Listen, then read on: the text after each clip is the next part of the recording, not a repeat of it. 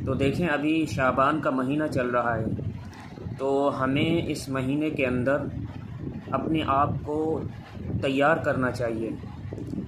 तैयारी किस चीज़ की? आने वाला जो महीना है वो रमज़ानुल मुबारक का महीना है, तो आने वाले महीने की तैयारी हमें इस महीने से शुरू करनी चाहिए।